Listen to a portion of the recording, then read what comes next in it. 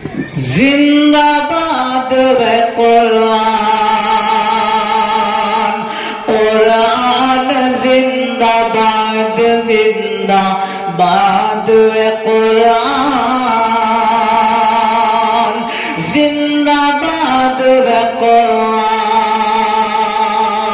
بسم اللہ الرحمن الرحیم، نحمده ونصلي على رسوله الكريم، رب اشرح لي صدري ويسر لي امري واحلل عقدة من لساني يفقهوا قولي، اما بعد، اعوذ باللہ من الشیطان الرجیم، بسم اللہ الرحمن الرحیم، انا نحن نزلنا الذکر وانا له لحافظون۔ محترم بزرگوں اور بھائیوں،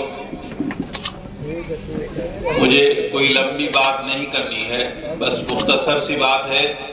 ہم سب کے بڑے اور مخدوم حضرت مولانا سلیم صاحب دامت برکاتہم، اللہ عمر میں برکت دے اور صحت اور عافیت عطا فرمائے۔ بڑے ہیں اور بڑوں کی یادگار ہیں۔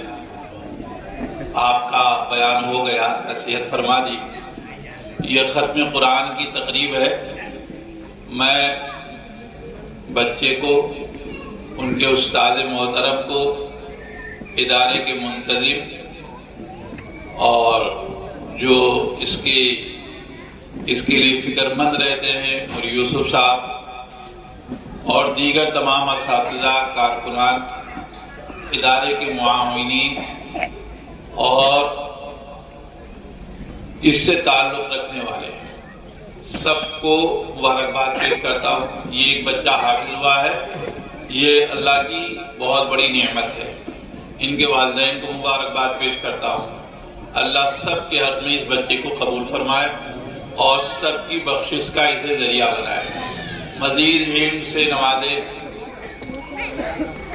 تعلیم یہ اسلام کا بنیادی حکم ہے اور سب سے پہلا حکم ہے۔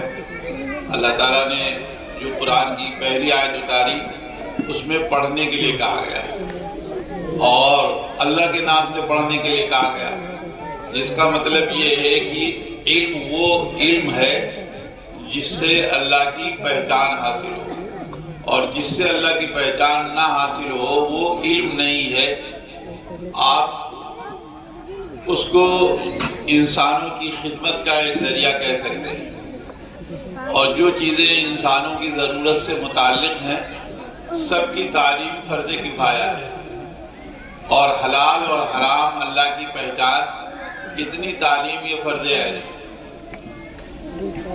تو اصل علم تو قرآن کا علم ہے، حدیث کا علم ہے، وہ علم جو آخرت کی فکر پیدا کرے، پیدا کرنے والے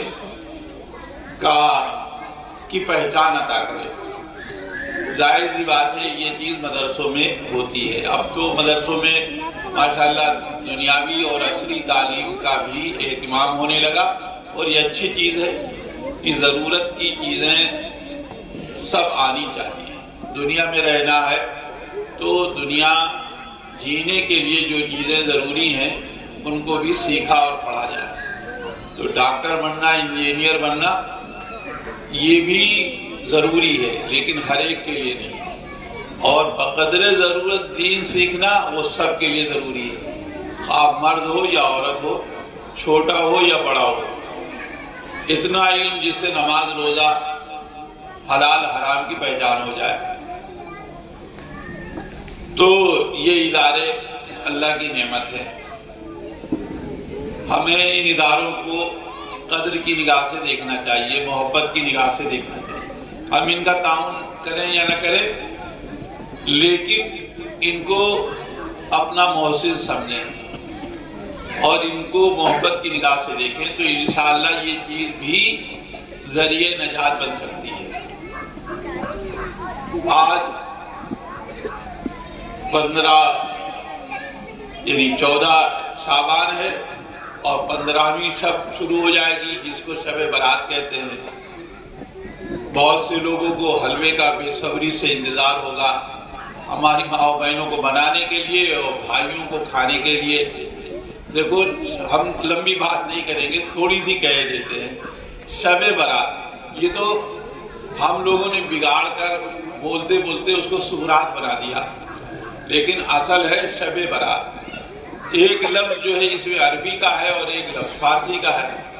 شب یہ فارسی کا لفظ ہے جس کے معنی رات کے آتے ہیں، اور برات یہ عربی کا لفظ ہے جس کے معنی معافی کے آتے ہیں. شب برات کا مطلب ہوا معافی کی رات، یعنی ہمیں سے ہر کوئی گنہگار ہے. نبی سے گناہ نہیں ہوتا، اللہ بچاتے ہیں نبیوں کو، اس لیے کہ ان کی زندگی کو اللہ نمونہ اور آئیڈیل بناتے ہیں باقی امت کے لیے، کہ اس طرح تمہیں جینا ہے، یوں کاروبار کرنا ہے، یوں شادی بیاہ کرنا ہے، ایسے اپنے بچوں کے ساتھ معاملہ کرنا ہے، پڑوسیوں کے. اس لیے اللہ ان کو گناہوں سے بچاتا ہے، ان سے غلطی نہیں ہوتی. بھلے ہمیں سمجھ میں آئے کہ ان سے غلطی ہوگی، لیکن نہیں ہوتی، وہ معصوم ہوتے ہیں. نبیوں سے نبی بننے سے پہلے بھی غلطی نہیں ہوتی اور نبی بننے کے بعد ہرگز نہیں ہوتی. تو یہی پر ایک بات میں کہہ دوں، جیسے ہمارے ذہن میں آ گیا کہ حضرت آدم سے تو غلطی ہوئی، اللہ میں نے کہا تھا نہ کھانا، گیہوں کھا لیا. ارے بابا وہ تو جنت میں کھایا تھا نا، دنیا میں تھوڑی نا. نظام جو چلتا ہے وہ دنیا میں چلتا ہے. غلطی کی، نیکی کی، گناہ کیا، نیکی کی، اس کا تعلق دنیا سے ہے، جنت سے نہیں ہے. وہاں کچھ نہیں، وہ اس کے پابندی نہیں تھی. احکام کا تعلق دنیا سے ہے، آخرت سے نہیں. وہ دار الجزا ہے، یہ دار العمل ہے. گناہ کیا یا نیکی کیا، یہ فیصلہ اس کا تعلق اس دنیا سے. کوئی غلطی نہیں ہوئی، دیکھنے کی غلطی ہے. اللہ کے حکم کی خلاف ورزی ایک خاص مصلحت سے ہوئی، اور وہ بھی خطأ اجتہادی. ان توجیہات کی کوئی ضرورت نہیں، اس کا تعلق جنت سے ہے. جنت گرفت کی جگہ نہیں، دنیا گرفت کی جگہ، مواخذے کی جگہ دنیا ہے. اس لیے اس کو اس بحث میں لانا ہی نہیں چاہیے. کوئی غلطی نہیں ماں. بھائیوں بزرگوں، ہم نے کہا کہ یہ جو رات آنے والی ہے اس کا نام شب برات، اس کا مطلب ہوا معافی کی رات. تو ہم سے گناہ ہوتے ہیں اور کوئی ایسا نہیں ہے جو دودھ کا دھلا ہو. کسی سے بہت گناہ ہوئے ہوں گے اور کسی سے کم، لیکن ایسا کوئی نہیں ہے کہ جس کے دامن پر گناہوں کے داغ دھبے نہ ہوں. یہ اللہ کا اپنا پیار ہے اس امت کے ساتھ کہ اللہ میاں نے ہر سال ایک ایسی رات کا انتظام کر دیا کہ اس رات میں اگر گناہوں کو سوچ کر مردوں اور عورتوں، مسلمان ماؤں اور بہنوں اور مسلمان بھائیوں کے ہاتھ اللہ کے سامنے پھیل جائیں اور 2 آنسو کے قطرے گرم گرم گر جائیں، تو وہ جہنم جو ہم نے دہکائی ہے اللہ کی نافرمانی کر کے، وہ بجھ جائے گی. وہ بجھ جائے گی. یہ 2 ندامت کے آنسو اس آگ کو کہ جس سے دنیا کی آگ روزانہ کئی مرتبہ پناہ چاہتی ہے، بلکہ بعض جہنم کے طبقے ایسے ہیں کہ خود جہنم کئی 100 مرتبہ اس سے پناہ چاہتی ہے، وہ بھی بجھ جائے گی. اللہ کو اپنے بندے کا معافی مانگنا بڑا اچھا لگتا ہے اور سب اللہ معاف کر دیتے ہیں. تو اس شب برات کا مطلب ہے کہ اس میں توبہ استغفار کا اہتمام کیا جائے، اور یہ نہیں کہ ہماری مائیں اور بہنیں حلوہ پکاتے پکاتے تھک جائیں اور رات کو منہ پھیلا کے سو جائیں، اور ہمارے بزرگ اور بھائی وہ حلوہ کھائے کھائے پیٹ کو خراب کر لیں اور عبادت کے لیے موقع نہ رہ جائے. اور بچوں کے ہاتھ میں ہم نے پھلجھڑیوں کا اور پٹاخوں کا جھنجھنا دے دیا کہ وہ رحمت کو قریب نہ آنے دیں. یعنی ہم نے پوری طرح سے فیلڈنگ مضبوط کر دی ہے کہ اللہ کا خیر اور اللہ کی برکت ہمارے گھروں میں نہ آئے. بچے پٹاخے ڈالیں گے، داغیں گے، پھلجھڑیاں چھوڑیں گے تو وہ آئیں گے نہیں. اور اگر کسی راستے سے کھڑکی کھلی ہے روشن دان، وہاں سے خیر داخل ہو گئی، برکت چلی گئی، تو مائیں اور بہنیں منہ پسار کے سو جائیں گی، اور مرد حلوہ کھا کھا کے پیٹ خراب کیے ہوئے پیٹ خانے میں بیٹھے رہیں گے. کون اللہ سے معافی مانگے گا؟ کون اس آئی ہوئی رحمت کا اور برکت کا استقبال کرے گا؟ تو شیطان نے بڑا اچھا انتظام کیا. اس لیے بھائیوں بزرگوں دیکھو کھانا پینا یہ انسان کی ضرورت ہے اور اللہ نے اس کا کوئی نظام نہیں طے کیا کہ کس دن تم کو میٹھا کھانا ہے، کس دن تم کو کھچڑا پکانا ہے، کس دن حلوہ کھانا ہے، کس دن بریانی کھانی ہے. یہ آدمی کی اپنی وسعت اور اپنی توفیق پر ہے. جیب میں طاقت ہو روزانہ حلوہ کھاؤ، بریانی کھاؤ، اور نہ ہو تو سالوں نہیں پوری زندگی مت کھاؤ. آدمی کی اپنی جیب کی طاقت ہے اور اپنے ہاضمے کی بات ہے. اس کے لیے کوئی دن طے نہیں ہے، کوئی دن طے نہیں. جب جی چاہے تب کھاؤ کھاؤ. اور کسی دن کو یوں سوچ لینا کہ آج بریانی کھانا ثواب ہے، آج کھچڑا پکانا ثواب ہے، بگناہ ہو گیا. اللہ میاں نے کسی دن کھچڑا پکانا ضروری نہیں بنایا، ثواب کی چیز نہیں بنایا. حلوہ پکانا اور کھانا کسی دن فکس نہیں کیا. ہم کون ہوتے ہیں فکس کرنے والے؟ محمد الرسول اللہ نے نہیں کیا. نبی کو اللہ نے حلال و حرام کا پاور نہیں دیا. یا جو نبی لما تحرم ما احل اللہ لک، اے پیغمبر اللہ کی حلال کی ہوئی چیز کو آپ حرام کیوں کر رہے ہو؟ تو نبی کو اس کا پاور نہیں ہے. نبی اللہ کے حلال اور حرام کو ظاہر کرتا ہے. فقہاء اور مجتہدین اجتہاد سے جو حکم مسائل کا دریافت کرتے ہیں وہ حکم ان کا طے کیا ہوا نہیں ہوتا ہے، بلکہ قرآن و حدیث میں ان مسئلوں کا جو حکم آیا ہوا ہوتا ہے. یہ علماء ربانیین اس حکم کو کھول کر ہمارے سامنے رکھ دیتے ہیں، اس لیے کہ ہماری نگاہ اور ہمارا دماغ وہاں تک نہیں پہنچتا. بس اتنا معاملہ ہے. حلال و حرام تو اللہ کرنے والا ہے. تو اللہ نے اور اس کے رسول نے تو کسی متعین تاریخ میں حلوہ کھانا ضروری قرار نہیں دیا، ثواب کی چیز نہیں بتایا. اب ہم کون ہوتے ہیں؟ اس کا مطلب محمد الرسول اللہ سے کچھ کسر رہ گئی تھی. حضور کو اللہ نے تو کہا اليوم اکملت لکم دینکم، دین تمہارا مکمل. اور ہم اپنے عمل سے یہ بتا رہے ہیں کہ نہیں، محمد الرسول اللہ کے دین مکمل نہیں. حلوہ رہ گیا تھا، مالیدہ رہ گیا تھا، کھچڑا رہ گیا تھا، جمعراتی رہ گئی تھی. یہ محمد الرسول اللہ بتائے بغیر چلے گئے. وہ ہم لوگوں کو پتہ چلا، شیطان علیہ نے ہمارے کان میں آگے پھونکا اور انہوں نے بتایا، تو ہمارے لیے اس پر عمل کرنا ضروری ہو گیا. تو کسی کھانے کے لیے کوئی ٹائم ٹیبل نہیں ہے. روز کھاؤ، روز پکاؤ. لیکن اگر روٹی کے سوکھے ٹکڑے بھی کسی دن، مثلا جمعہ کے دن روٹی کے سوکھے ٹکڑے کھانا ثواب ہے، یہ سمجھ کے کھاؤ گے حرام ہو جائے گا. یہ سمجھ کے کھاؤ گے جہنم میں جاؤ گے. اس لیے کہ اس کو تو ہم نے دین کا روپ دے دیا، اور دین تو محمد رسول اللہ مکمل کر کے گئے تھے. کچھ نہیں اس میں، کوئی ایک نقطے کی کمی بیشی نہیں. ہم کون ہوتے؟ روز کھاؤ، روز پکاؤ، لیکن کوئی ٹائم ٹیبل نہیں. ایسا نہیں کہ 15ویں شب کو پکانا اور کھانا ثواب ہے، قطعی نہیں. جیسے اس سے پہلے تھا اور جیسے اس کے بعد ہوگا وہی اس کی حیثیت آج کے دن بھی ہے. اور ثواب سمجھ کر، عبادت سمجھ کر کرو گے جہنم میں جاؤ گے. یہی ہے کہ یہ نہ حیثیت نہ سمجھو تو کچھ نہیں، لیکن آج کے دن کرو گے تو تعین تو اس کی ہوگی. اس لیے مت کرو، آگے پیچھے کھاؤ پکاؤ. اللہ توفیق دے، روز کھاؤ پکاؤ. اور ہم اللہ دعا دیتے ہیں کہ اللہ تمہاری جیب اتنی گرم کرے کہ نبیا شاہ محمد پور والے روز حلوہ کھائے، روز پراٹھا کھائے، کوئی منع نہیں. لیکن اس سلسلے میں ایک قصہ جو چلتا ہے میں اس کو بتا کے بات ختم کرتا ہوں. کوئی مشہور یہ ہے کہ حضرت اویس قرنی نے 15ویں شب کو اپنے دانت توڑے تھے. ان کو یہ اطلاع ملی تھی کہ احد میں حضور کے دانت شہید ہو گئے ہیں. جب ان کو یہ اطلاع ملی کہ حضور کے دانت شہید ہو گئے ہیں تو جوش محبت میں انہوں نے بھی اپنے دانت توڑ لیے.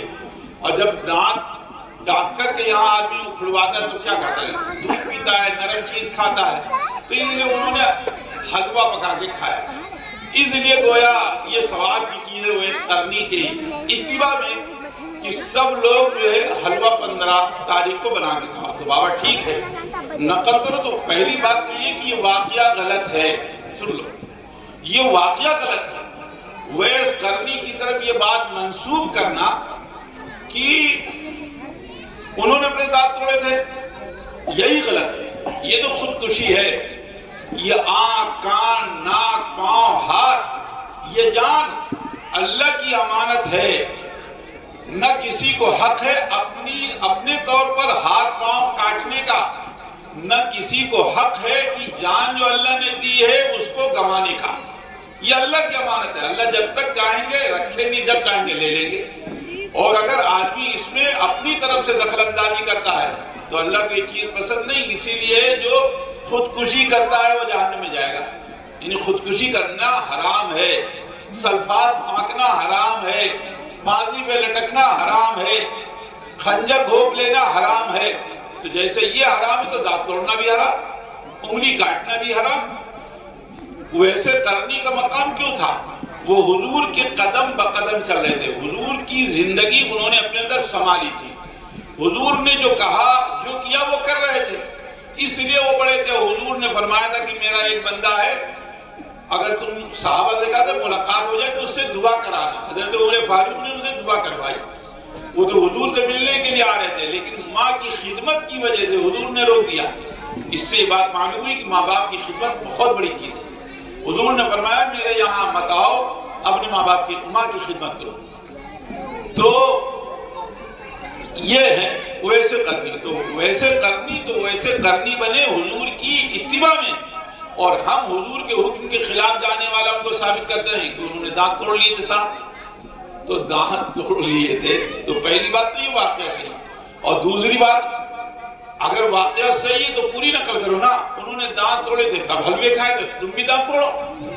میٹھا میٹھا ہپ ہپ، کڑوا کڑوا تھوتو، یہ کون سی بات؟ حلوہ کھانے کے لیے ویسے کرنی اور دانت توڑنے کے لیے بھاگ گئے. مجنون ہو تو صحیح ہے، ایسا نہیں کہ دودھ پینے کے لیے مجنون بنو اور گوشت کا ٹکڑا دینا ہو تو بھاگ جاؤ. تو ایسی نقل ٹھیک نہیں ہے. تو ویس کرنی نے دانت توڑ کے حلوے کھائے تھے، تو تم کو حلوہ کھانا ہے تم بھی دانت توڑو. اور پھر بھیا دانت توڑ کے حلوہ آدمی کھائے گا تو ملائم کھائے گا، وہ حلوہ تھوڑی نہیں تھی، حلوہ سے بھی نہ ٹوٹے.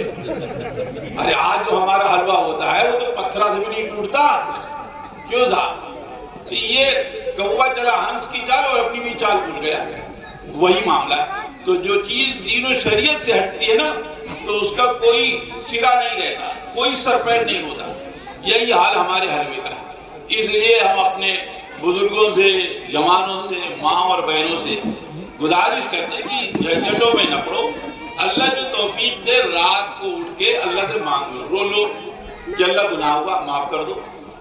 جتنی رات بھر آنکھیں پھوڑنا یہ مقصود نہیں ہے. جتنی دیر بشاشت ہو تو جاگو، عبادت کرو، کچھ رو دھو، قرآن پڑھو، نفل پڑھو، اور نہیں تو سو جاؤ.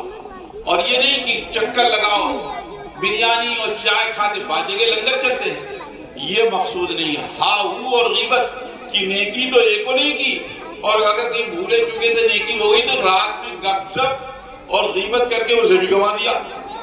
تو اس سے اچھا ہے سو جانا. جو سو گیا اور یہ اس سے بچا وہ نفع میں ہے، اور جو جگہ اور یہ سب کیا تو مزید قرضہ اپنے اوپر چڑھا لیا. اس لیے بھائیوں بزرگوں، اللہ جتنی ہمت دے عبادت کرو، نہیں تو سو جاؤ. اللہ ہم سب لوگوں کو کہنے سننے سے زیادہ عمل کی توفیق عطا فرمائے. وآخر دعوانا الحمدللہ.